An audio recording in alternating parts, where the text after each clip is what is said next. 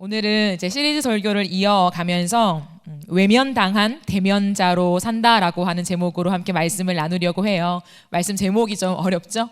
외면당한 대면자. 역설이라고 하는 주제이기 때문에 그 역설을 좀 제목에 담아 보려고 노력을 했습니다. 그래서 오늘 외면당한 대면자로 산다라고 하는 제목으로 요한복음 5장의 말씀을 함께 살펴봅시다. 오늘 5장의 말씀 우리가 길게 읽었는데 혹시 이 스토리가 머릿속에 좀 기억이 나나요? 그렇게 어려운 본문은 아니에요. 겉으로 봤을 때는. 근데 속에 들여다보면은 조금 심오한 뜻이 있긴 합니다. 오늘 예수님께서 명절이 되어서 어디로 올라갔다고 했죠? 예루살렘. 제가 조금 질문을 하는 형식으로 취하는 이유는 뭐냐면 많이 졸리는 청년들이 있을 줄 알고 제가 질문을 하는 거예요. 그래서 크게 대답할 필요는 없지만 여러분이 작게 함께 대답해 주시면은 조금 더 집중력이 좋지 않을까 생각합니다. 예수님이 어디로 올라가셨다고요? 예루살렘으로 올라가셨어요. 근데 그 예루살렘에는 베데스다라고 하는 못이 있었다라고 해요. 연못이요. 근데 베데스다의 뜻이 뭔지 아십니까, 여러분? 베데스다. 네. 베데스다는 자비의 집.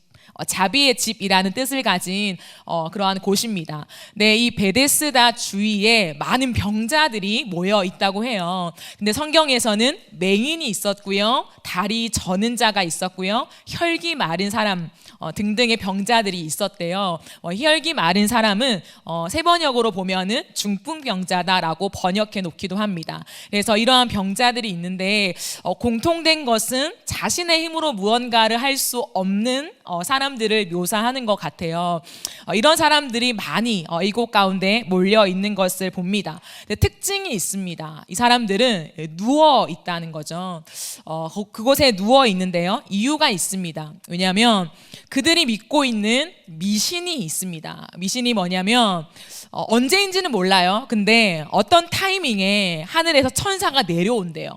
미신이에요. 천사가 내려오는데 내려올 때 물이 움직여요. 그러면 물이 움직이는 시각을 기점으로 해서 가장 먼저 그 연못에 뛰어드는 사람은 어떤 병에 걸렸든지 낫게 된다라고 하는 그 미신을 붙잡고 있는 거죠. 그렇기 때문에 스스로 이 병에서 해결할 수 없는 많은 병자들이 이 미신만을 믿고서는 이 베데스다에 모여 있었다라고 하는 것이 오늘 성경의 시작 스토리입니다. 여러분 좀 이상하지 않나요? 예수님께서 예루살렘으로 가셨대요. 예루살렘이잖아요. 예루살렘은 어디예요? 뭐 하는 곳입니까? 하나님을 예배하는 곳, 하나님을 믿는 곳이에요. 근데 많은 사람들은 무엇에 사로잡혀 있습니까? 미신에 사로잡혀 있어요. 이곳은 베데스다입니다. 그죠? 베데스다가 무슨 뜻이라고요? 자비의 집이요. 그런데 가만히 들여다보니까 이 사람들이 믿고 있는 미신의 내용은 뭐냐면 물이 움직일 때에 경쟁을 해서 가장 빨리 들어가는 사람이 낫게 되는 자비의 집인데 자비가 없어요. 옆 사람보다 내가 빨리 들어가야 내 병에서 나을 수 있다라는 믿음을 가지고 경쟁에 신경전을 벌이는 곳이 바로 이 베데스다였다라는 거죠. 이곳에 38년 된 병자가 있었다라고 성경은 기록하고 있어요. 띄워주시면 돼요. 38년 된 병자가 있었다라고 합니다. 근데 이 사람의 이름도 나와 있지 않고 어떤 병에 걸렸는지는 몰라요. 근데 이름도 말하지 않고 병명도 말하지 않는데 소개하는 게 무엇입니까? 38년 된 병자다. 그거는 뭐냐면 성경의 기자가 무엇을 말해주고 싶은가예요. 뭘까요? 아주 오래되었다라는 거죠. 너무너무 오래되어서 어쩌면 아무런 가망성이 없는 사람이라고 사실 우리에게 소개시켜주고 싶은 건 것 같아요. 그래서 38년 된 병자가 있었습니다. 예수님께서 이곳을 찾아오시죠. 예수님께서 오셔서 그 병자의 누운 것을 보았다고 해요. 누운 것을 보았는데 본 것으로 끝나는 게 아니라 무언가를 알았어요. 뭘 알았냐면 이 병자의 병이 얼마나 오래되었는가를 알았다는 거죠. 물론 예수님은 전지하신 하나님이시기 때문에 다 아시겠죠. 그러나 이 상황을 유추해 보건대 어떤 전지적인 능력으로 알았다라고 하는 것 이전에 그냥 외형적으로 그 사람을 봤을 때 있잖아요. 굉장히 병이 심각한 모습 있죠. 그 모습이었기 때문에 단번에 알아차리신 거죠. 그래서 예수님 보았을 때도 이 사람은 굉장히 심각한 상태였다라는 걸 알고 있습니다. 그때 예수님께서 이 병자에게요, 한 가지 질문을 던져요. 네가 낫고자 하느냐라고 물어봅니다. 그런데 이 사람의 대답이 뭐냐면, 물이 움직일 때에 가장 먼저 들어가면 나을 수 있는데 나를 못에 넣어주는 사람이 없어서 내가 가는 길에 다른 사람이 먼저 들어갑니다 라고 하는 대답을 하게 됩니다. 그러자 예수님께서 그냥 너의 자리를 들고 일어나라 라고 하니까 병자가 낫게 된 거죠. 참 아이러니입니다.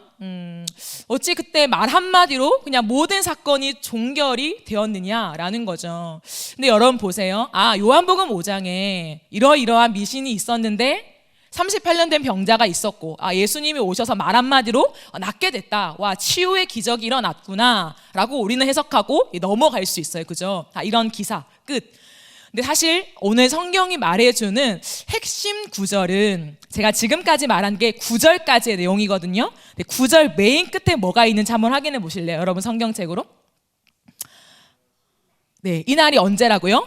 안식일이다라고 해요. 어쩌면 이 성경의 5장의 핵심의 구절은요, 일어났다, 놀랍게 역사가 되었다 보다 안식일이었다라고 하는 것이 핵심입니다. 물론 저와 여러분이 다 살펴볼 수는 없지만 이후에 5장 뒷부분을 읽어보면요, 안식에 대한 예수님의 풀이가 나와요. 그렇기 때문에 예수님은 단순히 이런 사건이 아니라 이 사건을 통해서 진짜 말씀하고 싶은 게 있다라는 거죠. 그게 뭐냐면 안식이라는 거예요. 예수님은 일부러 안식일 날 이 병자를 고쳐내셨습니다. 그러면 안식일은 뭘까요? 유대인들은 안식일을 굉장히 중요하게 여겼어요. 그죠? 그래서 안식일은 어떤 날에 자신들이 이렇게 규정하고 있는 많은 율법들을 지켜내는 것, 그러면서 예배를 드리는 것, 그것을 안식일이라고 믿고 지켰습니다. 그런데 예수님이 말씀하고 싶은 참된 안식의 의미는 날짜가 아니었어요. 날짜도 아니고 무언가 규율을 지켜가면서 거룩하고 엄숙하게 드려가는 예배 행위도 아니었다라는 거죠. 여러분, 안식하면 떠오르는 성경책이 66권 중에 혹시 어디입니까? 안식. 창세기죠. 네, 맞아요. 창세기에서 예수님이 창조의 행위를 하시고요, 6일까지 창조하시고 7일째 되는 날 안식하셨다라고 되어 있습니다. 쉬었죠. 근데 우리는 흔히 그냥 쉬었다, 안식일날 쉬셨구나 라고 생각하는데, 안식의 진짜 개념은 뭐냐면 완성이에요. 완성. 제가 다니엘 캠프 때 한번 얘기한 적이 있는데요, 기억이 안 나시겠죠? 안식의 개념은 완성이라는 거죠. 그렇기 때문에 하나님이 6일 동안 천지를 창조하시고 너무 피곤해서 7일 날 아무 일도 안 하고 쉬셨구나, 그게 안식이다, 이것이 아니라요. 안식은 하나님께서 6일 동안 천지를 다 창조하시고 하나님 보시기에 아름다운 모든 일을 완성했다는 거예요. 하나님과 우리 사이의 관계가 가장 아름다운 모습으로 세팅이 되었다라고 하는 그 뜻이 사실 안식입니다. 그렇기 때문에 안식은 어떤 날짜, 거기서 행하는 예배 행위, 그 어떤 것에 있지도 않아요. 안식하면 완성을 생각하면 되고, 그 완성의 핵심은 관계라는 거죠. 하나님과의 우리의 관계를 하나님이 가장 아름답게 세팅했다라고 할 수 있습니다.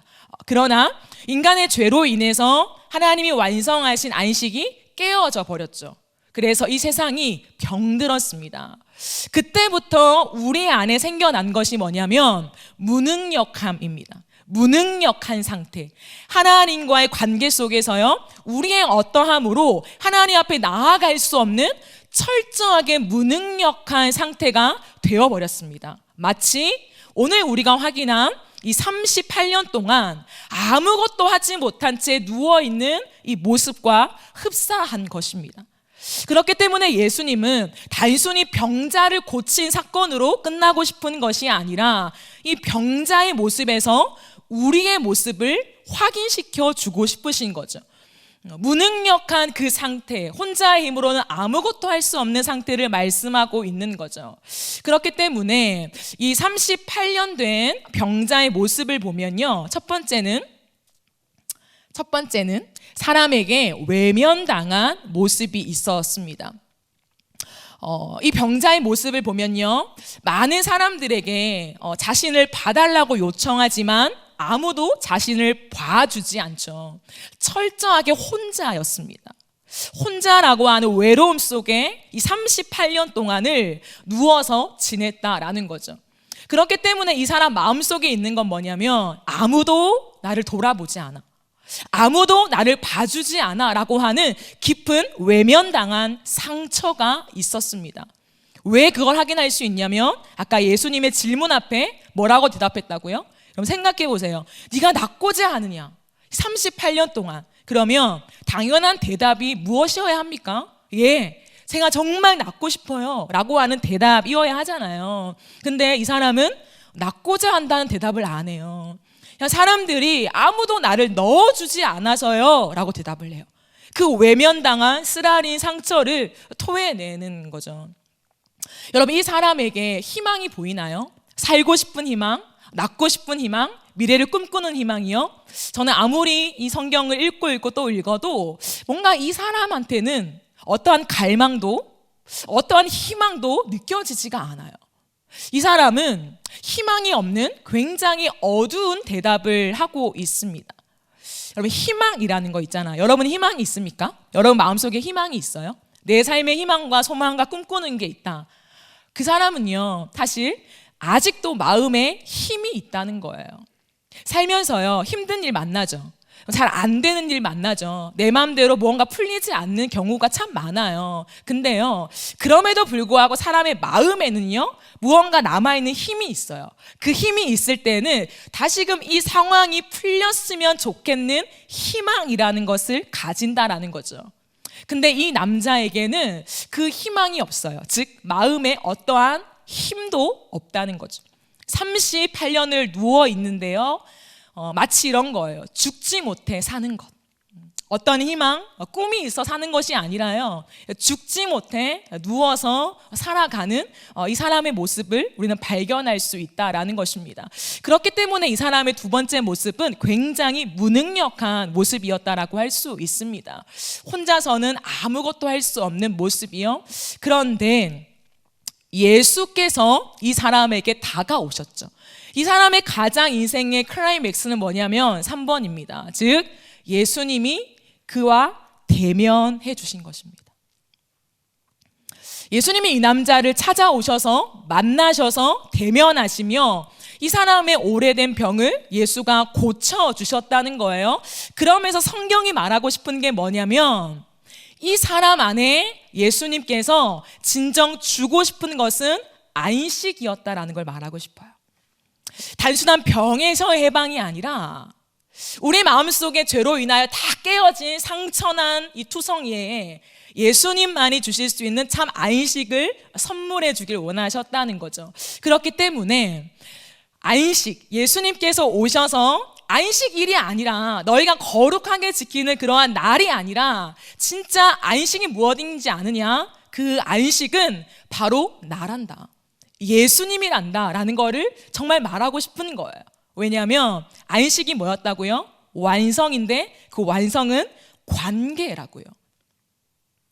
어떠한 우리가 규정하는 날과 어떠한 겉으로 보이는 외형적인 형식이 아니라는 거예요.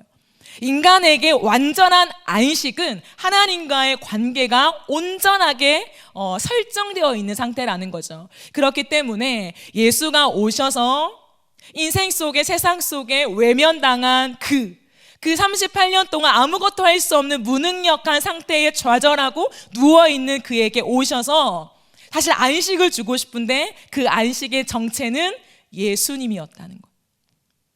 인생 가운데 예수가 우리 안에 오시면 우리의 마음속에, 우리의 삶 속에 진정한 안식을 경험할 수 있단다라고 예수님이 소개하고 싶으신 게 사실 오늘 5장의 흐름입니다.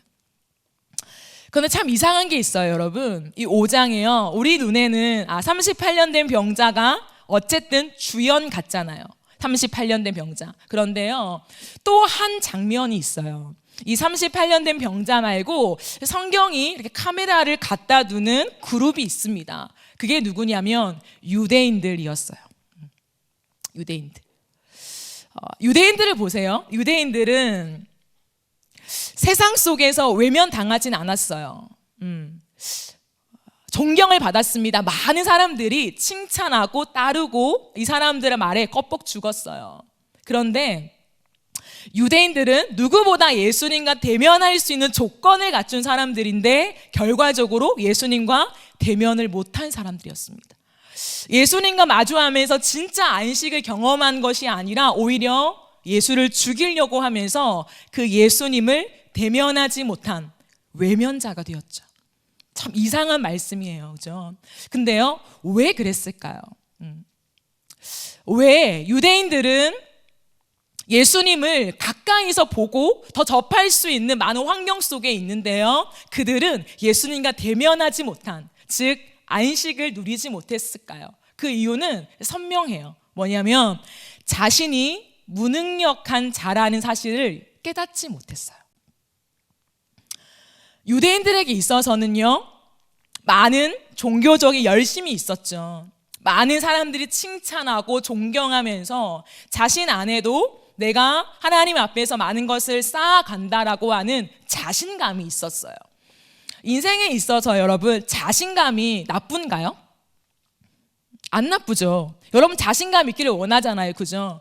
자신감은 나쁜 건 아닙니다. 그러나 나로 인한 자신감으로 똘똘 뭉쳐 있다면 다른 게 들어올 자리가 없어요. 유대인들의 모습은 딱 그런 모습이었어요. 자신감은 좋은데 그 자신감이 자기 자신으로부터 출발된 자신감이었기 때문에 자기 안에 형성된 틀이 있었어요. 그렇기 때문에 그 틀을 벗어나서 누군가가 얘기하면요, 단칼에 끊어냈어요. 누군가가 그 기준 안에요 이루지 못한 행위가 있으면요, 그 사람은 단번에 죄인으로 정죄당했습니다. 내가 열심히 하는 자신감, 내가 조금 더 잘나는 자신감, 그 자체가 나쁜 건 아니지만 이 유대인들의 마음에는 어느샌가 점점 자기 자신의 범위가 너무 커져 버렸어요. 그래서 무언가가 들어올 틈이 없는 자신의 의로 꽉 찬 상태가 되었다라는 거죠. 그렇기 때문에 잊어버렸어요. 내가 어떠한 사람이라는 것을. 인간은 죄로 인해 다 무능력한 상태가 돼버렸는데 우리 스스로의 힘으로는 하나님을 만날 수도 찾을 수도 없는 존재가 되어버렸는데 그거를 망각해버린 거죠. 내가 종교적인 행위를 쌓으면 하나님을 조금 더 만날 수 있을 거야. 하나님의 마음을 조금 더 알 수 있을 거야 라고 하는 그 대단한 착각 속에 빠져서요, 예수님을 눈앞에 보고도 대면하지 못한 모습이 되어버렸다라는 거죠. 여러분 보세요.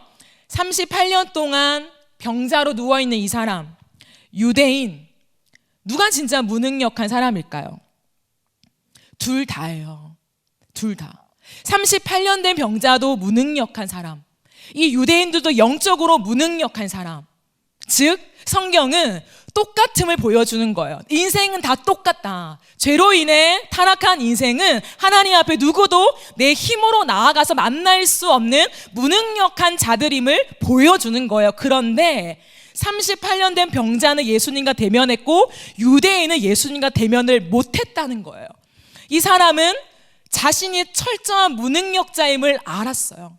그래서 예수님이 오셔서 그 안에 있는 안식을 흡수하게 된 거죠. 하지만 유대인들은 자신 안에 있는 틀이 있었기 때문에 그 틀을 지나서 예수님이 무언가를 말하니까 당신은 메시아가 아니야, 당신은 하나님의 아들이 아니야, 내가 아는 지식 안에서는 당신은 절대 하나님의 아들이 될 수 없어 라고 하는 것 속에 자신이 무능력자임에도 불구하고 그 예수님을 마주하지 못했다라는 거예요. 자, 이 말씀 앞에 우리가 한번 생각해 봅시다. 여러분 혹시 우리의 모습이 이 유대인의 모습과 같진 않습니까? 우리의 모습 속에요, 우리는 하나님 앞에서 많은 종교에 열심을 냅니다. 그죠? 예배도 드리고요, 모임도 참여하고요, 많은 봉사도 하고요, 부서에서 사역도 하고요.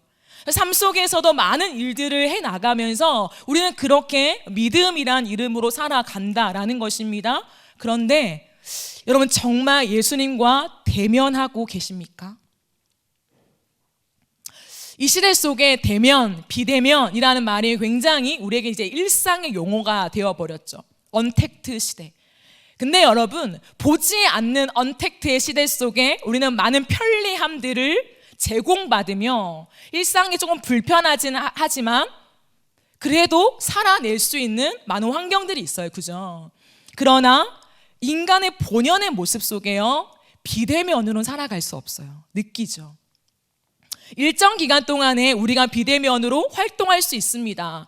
무언가를 할 때도 제공을 받을 수 있죠. 이렇게 온라인 예배로도. 그러나 사람이 사람과 대면하지 못하면요, 인격적인 존재가 결코 못 돼요. 대면하지 않으면 살아갈 수 없다는 거죠. 잘 생각해 보세요, 여러분. 예수님과 내가 비대면의 관계인데 종교 생활이 가능할까요? 믿음 생활이 가능할까요? 가능해요. 내 안에 큰 불편함을 못 느낄 수도 있다고요. 그렇기 때문에 어느샌가 우리의 모습 속에 혹여나 이렇게 교회에 오기도 하고 많은 활동도 하고 내 신앙의 연수도 많이 쌓여 있긴 하지만 실질적인 모습에서 지금 나는 예수님과 비대면의 상태일 수 있다는 거예요. 그 모습을 자각하지 못하면 하나님과의 관계의 회복이 일어날 수가 없다는 것입니다. 근데 그것이 유대인들의 가장 아킬레스건이었죠. 유대인들이 그 부분을 찝어내서 도려냈어야 됐지만 못 느꼈어요. 근데 어쩌면 그것이 저는 우리의 모습과 너무 닮아 있지 않나 생각합니다. 많은 하나님과의 경건의 생활 속에 활동도 하고 하나님을 알아가는 것 같기도 해요. 전혀 틀린 건 아닙니다. 주님과 교제하지 않는 건 아니에요. 그러나 대면하는 것 같지 않는 무언가 막혀있는 답답함. 정말 하나님이 나에게 지금 이거 말씀하고 있어 라고 선명하게 들리며 때로는 회개도 하고 때로는 힘들지만 기쁨도 누리고 그러한 삶이 아니라 평탄하게 많은 일들을 교회 활동도 하고 있는 것 같고 믿음 생활하고 있는 것 같지만 뭔가 마음이 답답한, 영적으로는 내가 자라나지 않는 것 같은 내 모습 있을 수 있다는 거죠. 그러나 우리는 그거를 잘 인지하지 못해요. 왜? 우리 안에 있는 많은 부수적인 것들이 이미 존재하기 때문에 누군가처럼 내가 탁월한 믿음 생활은 못하지만 그래도 내 나름의 작은 믿음 생활을 하고 있어 라고 하는 그것이 예수님과 대면하지 못하게 만든다는 것. 근데 38년 된 병자의 모습 속에서 우리가 발견해야 되는 게 뭐냐면 우리의 무능력함을 그대로 받아들이는, 인지하는, 그러니까 부딪혀오는 그것 속에 예수님과의 대면이 일어난다는 거죠. 여러분, 우리가 많은 활동들을 하잖아요. 다니엘 캠프도 했고 삶의 결단도 하고 많은 삶에 하나님과의 도전들을 해요. 근데 그럴 때 있지 않아요? 내가 열심히 했는데 안 되는 것 같을 때, 무언가 이제는 막 주먹을 쥐고 이 정도로 계획을 세우고 하나님 앞에 나아가고 삼통체도 하고 내 삶에 이 정도 세워나가면 대단하진 않지만 그래도 여기까지는 내 믿음이 잘할 거야 라고 생각하는데 실상을 보니 그렇지 않는 내 모습을 발견하며 허탈해질 때, 신앙이 뭔가? 라는 생각이 들 때요. 요즘 많은 그리스도인 청년들의 고민이 있어요. 물론 이 자리에 앉은 여러분들의 고민일 수도 있겠죠. 그게 뭐냐면 우리도 그랬잖아요. 예수밖에 없다. 세상 속에, 이 바벨론 같은 세상 속에 우리는 믿음으로 세상의 흐름을 역행하며 살아갑시다 라고 선포하고 여러분도 아멘으로 화답하며 믿음의 어떤 의기를 다집니다. 그런데요, 이 세상의 흐름은 우리가 역행하기에는 너무 막강함이 더 느껴지는 거예요. 나이가 들면 들수록 직장에 살아가면서 그 사람들의 일상적인 대화를 내 귀에 안 들을 수 없으니 자꾸 들으면 들을수록 이 방법이어야만 해. 요즘 핫한 방법이 이 방법이야. 이렇게 해서 우리의 삶의 안정감을 가져야 돼 라고 하는 무수히 많은 방법들을 내놓을 때 처음에는 그러죠. 나는 크리스찬이야. 나는 그리스도인이야. 나는 그 방법을 따르지 않을 거야. 하나님이 내 인생을 책임지실 거야 라고 하지만 아무리 기도해도 무언가 달라지는 게 없는 거죠. 오케이, 기다리라고 했으니까 조금 더 기다려보자. 근데 그거 1년이 지나고 2년이 지나고 3년이 지나고 5년이 지나. 지금 이런 상황이 되는 거예요. 그럼 더 초조하죠. 5년 전과 지금의 취업난의 어떤 불안감과 이 긴장감은 비교가 안 되죠. 그런 긴장감 속에 답답해하면서 내 마음속에 툭 하는 생각이 들어요. 이게 진짜 맞을까? 이렇게 바보처럼 사는 게 진짜 믿음이 맞을까? 이렇게 살면 진짜 하나님이 내 삶을 책임지시나? 내 역할도 있어야 되지 않나? 내가 무언가를 하는 것도 필요하지 않을까? 라고 하는 이 혼란이 우리 안에 많이 들어와 있어요. 그렇기 때문에 여러 가지 세상이 제시하는 지금의 핫 이슈, 그 방법들을 우리는 고민하게 되죠. 나도 그걸 해야 되나?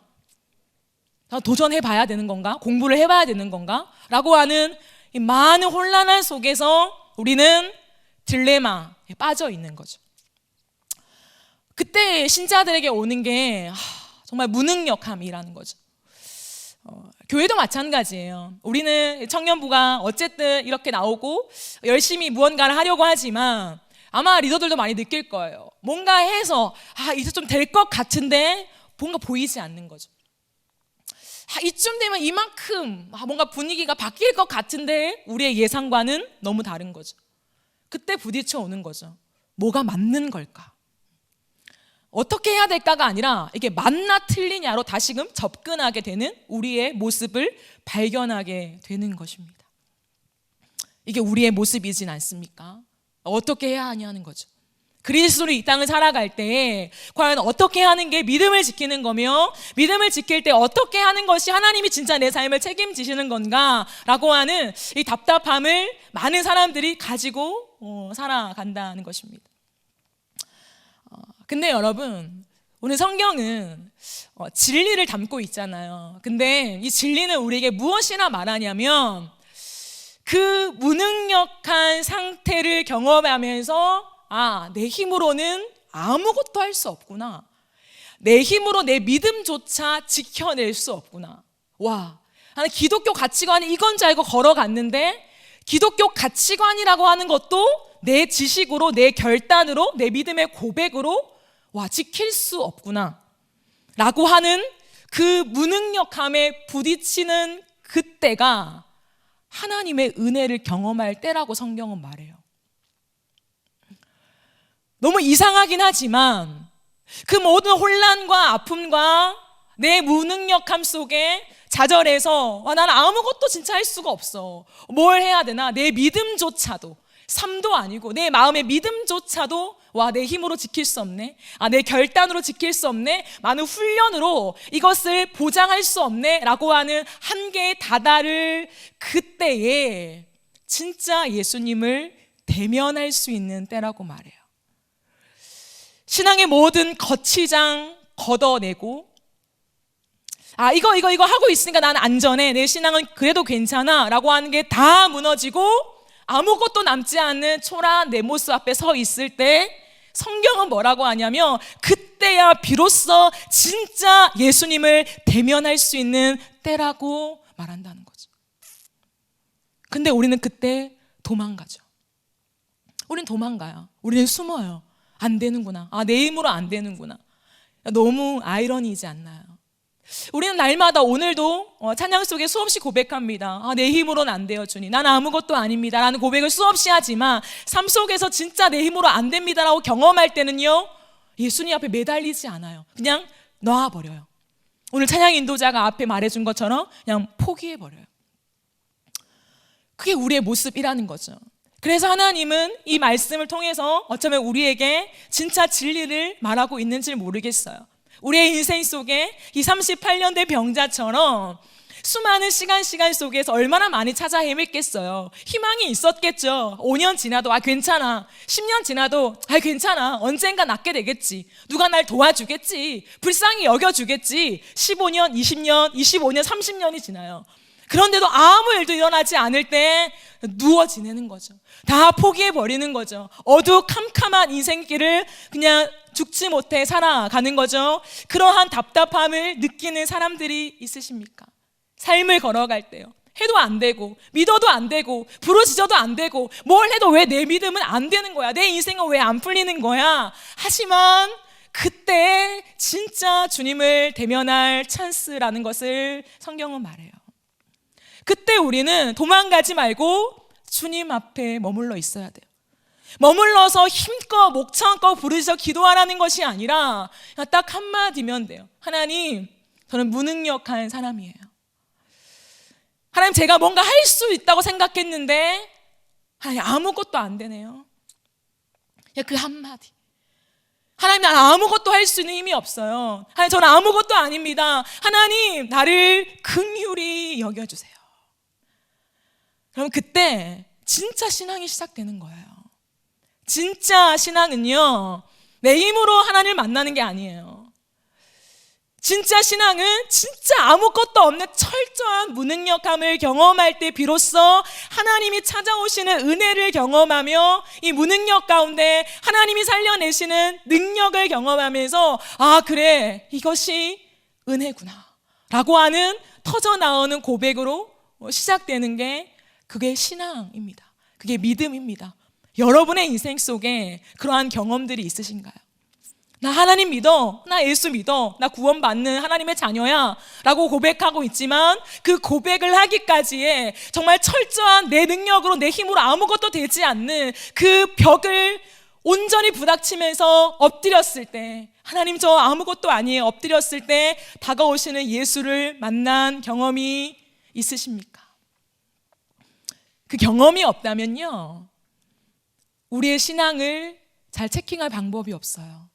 잘 가고 있다면, 평탄하다면 내 진짜 신앙이 뭔가를 확인할 사실 여유가 없어요. 사랑하는 청년 여러분, 우리는 이 시대를 지나면서, 특별히 코로나 시대를 지나면서 우리의 신앙을 참 많이 돌아보아야 합니다.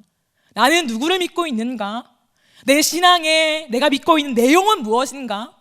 나는 왜 오늘도 세상에 많은 사람들은 놀러 가고 자기 개발하고 열심히 돈 벌어서 내 집 마련하기 위해 고군분투하고 살아가는데 왜 나는 오늘 또 교회 와서 아침부터 봉사하고, 어떤 친구들은 밥도 못 먹잖아요. 왜 내 배도 굶주려 가면서 또 이곳에 나와서 예배까지 드리는 이 액션을 내가 취하고 있는가? 익숙하니까, 모태신앙이니까, 그 부서에 사람이 필요하니까 그 정도로 그냥 지나간다면 우리의 신앙의 진짜 모습을 확인하지 못한 채 나는 그래도 믿어, 나는 그래도 봉사하고 있어로 지나가는 인생이 될 거라는 거예요. 그러면 후 불면 날아가요, 믿음이요. 말씀을 정리하면서 여러분한테 한 번 더 질문하고 싶습니다. 지금 이 자리에 하나님을 예배하러 왔죠. 누군가의 억지로 끌려온 사람은 저는 없다고 생각해요. 그런데요, 이 자리에 하나님을 예배하라고 앉아있는 여러분의 영혼이 예수님과 대면하고 있습니까? 대면인 줄 알았는데 비대면의 모습으로 예수님과 관계하고 있진 않나요? 예수님과 대면이 없는 사람은 세상을 이겨낼 힘이 없어요. 저는 그렇게 생각해요. 저도 너무 힘들더라고요. 그 누구도 장사가 없습니다. 오늘도 내가 예수님과 대면하며 내가 고백하는 대상이 누구인가, 그 주님이 오늘도 나에게 무엇이라 말씀하시는가에 대한 그 관계가 없으면 지금의 우리가 유지하는 신앙은 어느샌가 후 하고 불면 날아갈 수 있는 신앙이라는 거죠. 세상 속에 적당히 타협하면서 아 그래, 믿음도 중요하지만 이 방법이 아니면 어떻게 살아? 돈이 없는데. 어떻게 내 자녀를 키워? 돈이 없는데. 라고 하는 그 속에 우리는 세상과 똑같은 방법으로 살아갈 수밖에 없어요. 그리고는 말하겠죠. 어쩔 수 없다고. 세상 속에서 그리스도인이 섞여 살아야 하는 것이 우리의 전도 방법이 아니냐고 타협하겠죠.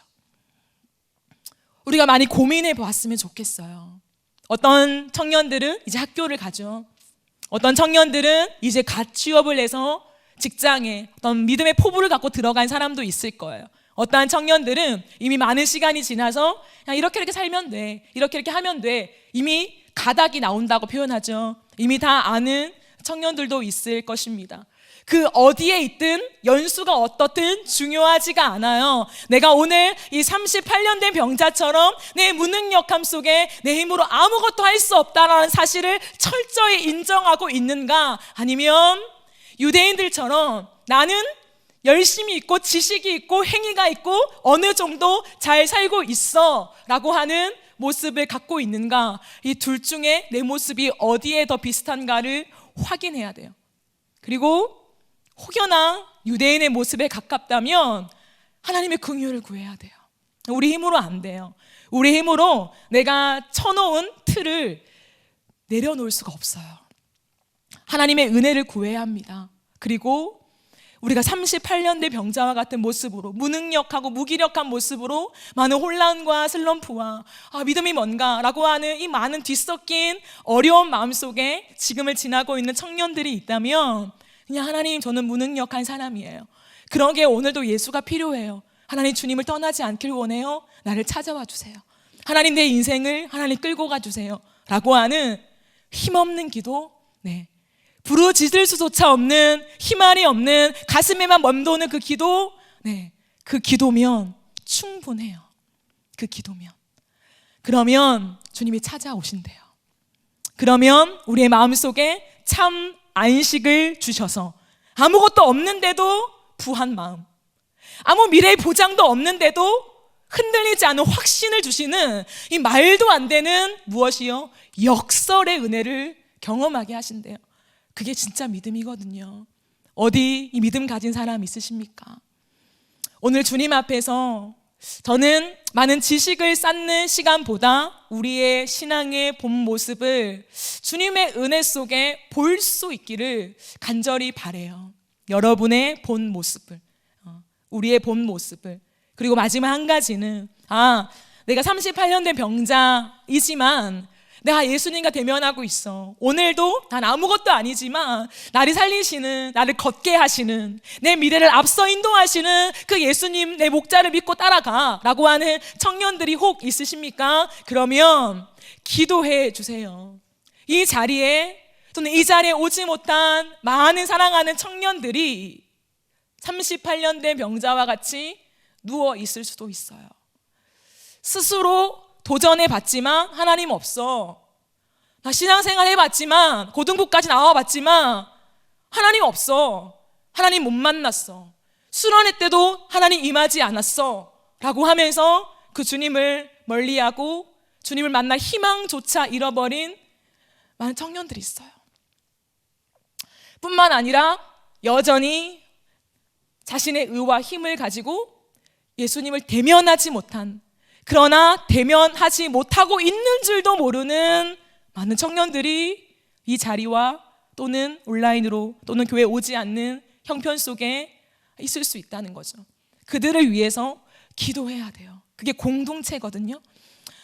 이 시대 속에서 우리가 대면하지 못하지만 가슴으로, 기도로 대면하면서 그들이 다시금 일어나기를, 다시금 그 무능력한 상태에서 예수를 만나는 은혜 속에 누군가의 고백을 빌려서가 아니라 내 입으로 고백하는 예수가 있기를, 누군가가 끄집어 와서 야, 시간 지켜, 예배해 라고 하는 억지와 강요가 아니라 자발적으로 모든 삶을 정리하면서 나에게 가장 중요한 시간은 주님과 예배하는 시간이야, 난 이 시간은 절대 양보 못해 라고 하면서 이 시간 안에 와서 하나님을 예배하는 기쁨, 내 믿는 대상 되시는 예수가 누구인가를 고백하는 행복함, 그 만족감, 그 안식, 그것을 누리면서 수많은 소리와 세상의 방법을 택하지 않으면 너의 인생은 보장받지 못해 라고 말하는 세상의 흐름 속에, 아니야, 보이지 않지만 하나님 살아계셔, 아니야, 진짜 예수가 나의 선한 목자야, 아니야, 난 종교가 아니라 진리를 믿고 걸어가 라고 하는 그 확신, 흔들릴 수 없는, 빼앗길 수 없는 나의 고백, 나의 하나님, 그것을 가지는 우리 청년들이 되어지기를 예수님의 이름으로 축복합니다. 우리가 이 시간 함께 찬양하길 원해요.